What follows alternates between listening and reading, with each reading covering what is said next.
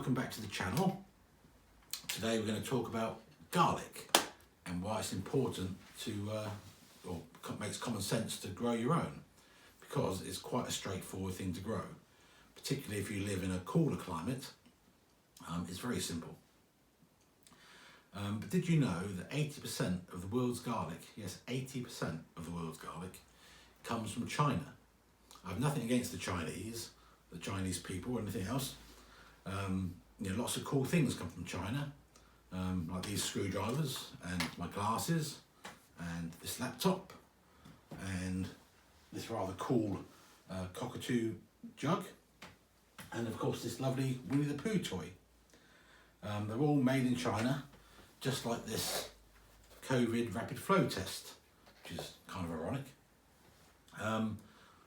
As a consumer, especially in the West, we like cheap stuff. We don't want to spend too much money on buying products, do we? So it's kind of our own fault. But think about the environmental cost of importing all this stuff from China. Tens of thousands, billions of litres of diesel are used by the shipping industry to get this stuff to us. And I'm not Greta Thunberg, but that can't be good for the environment, can it? Not when we can grow stuff like this here ourselves. This is my homegrown garlic that I've saved from last year. It's it makes no sense to me to ship this around the world from China. So let's get into looking at how to grow it ourselves. Okay, so let me just move some of this stuff out of the way and we'll get on with it. Okay, right. This is probably going to make a bit of a mess, so I won't film the entirety of doing this. But this year, apart from my own saved garlic that I have here,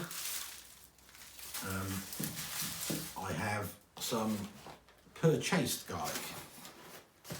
This has come from the Isle of Wight in the south of England, and it's beautifully wrapped in very environmentally sensitive brown paper and everything else. It's no plastic here. So let's have a look at one of theirs.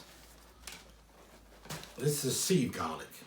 It's a hard neck garlic, the same as the other one, because that's easier or better to grow if you live in a cooler climate. There is a soft neck version, which you might want to try if you live in a more tropical or warmer place.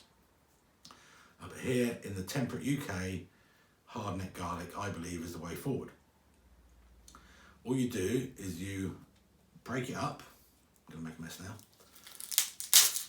And what you want to do is just separate gently each individual clove from the bulb.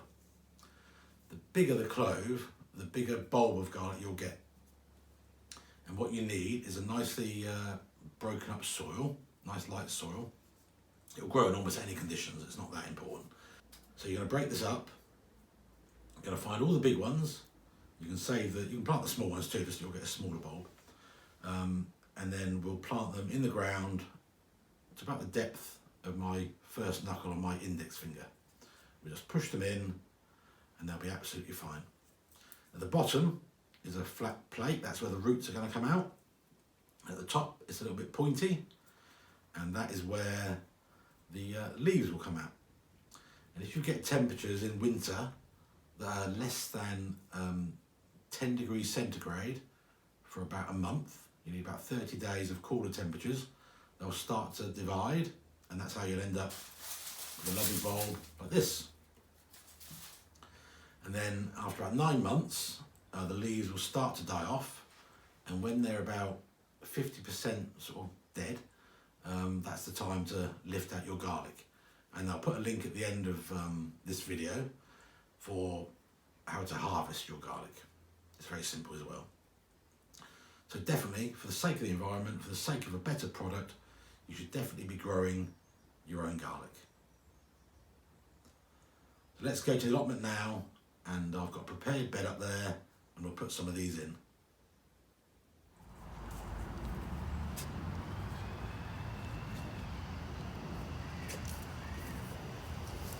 Hello there. So here we are, back at the allotment. I've got my hose with me. Got my So I have 150 cloves of garlic here, which is an awful lot, but I will be selling some of them later in the next summer at my local shop, where I can sell them for £1 a piece, which is quite nice. The locals love them. They're much nicer than they can buy at the supermarket. This is the bed. I'm going to put some of them in. I don't think I'll have room for all of them. I'm going to put the others behind me there. It's not ideal, but the one thing garlic really hates is heavy soil. So a bit of organic matter from the old sweet corn and all that compost I put in there last year is not really going to do any harm, I don't think. Ideally, it would all be like this bed you see in front of you. Another thing garlic can't abide is weeds, so you have to be on it with the weeds, really.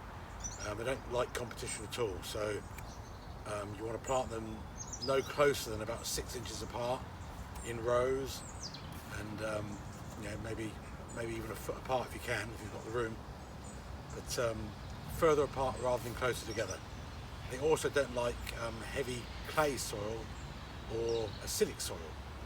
Generally, despite having said all that, they're quite tolerant of anything nature can throw at them. So let's get on and quickly give this a hoeing over, and we'll see what we get.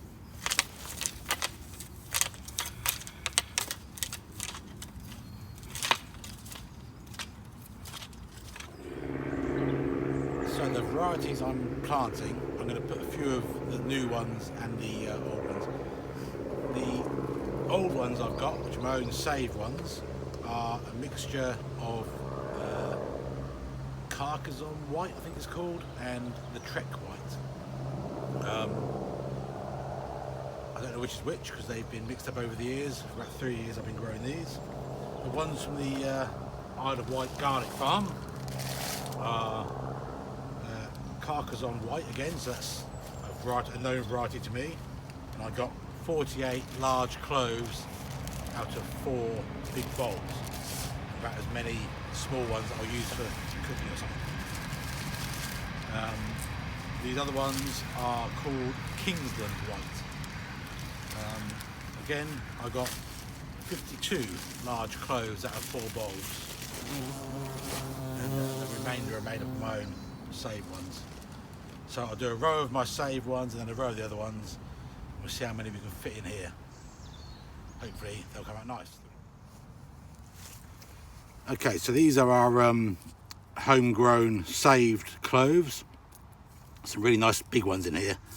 So all we're going to do is, remember the flat end where the root's going to come out, they go down, and we just push our finger in to about the first knuckle and pop it in. Easy peasy, pointy end up.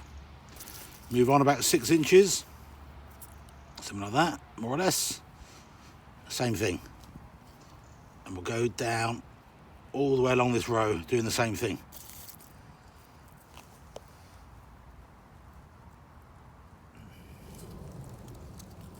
Okay, so just make a hole with your finger, pop them in. And it's really that simple. In, and they'll grow away pretty soon. If you're a regular viewer of the channel, you'll realise that it's about the 3rd week of October, which is the ideal time in the UK for planting garlic. The ground's relatively warm still, just as the air temperature is starting to drop. And you really will need, for hard-neck garlic, at least a month in over the winter period where temperatures drop below 10 degrees centigrade, which is not too difficult in the UK. It's not too difficult in most temperate climates. Okay, well, we're nearly at the end now. I think I might actually be able to fit these in here. I'll put them a little bit close together, because doing it and you've got room, try and keep them further apart. But anyway, if you've watched this far, thank you very much. Maybe you could consider subscribing.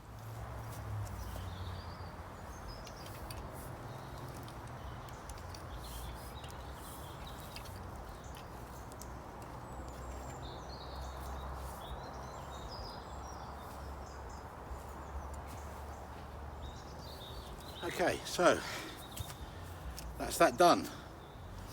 if you live in a temperate climate, there really is no excuse to not grow your own garlic.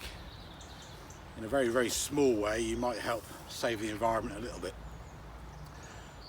So if you're in North America, I suppose parts of Pakistan and India even have got cooler climates in the winter. Certainly, you know, even parts of Australia.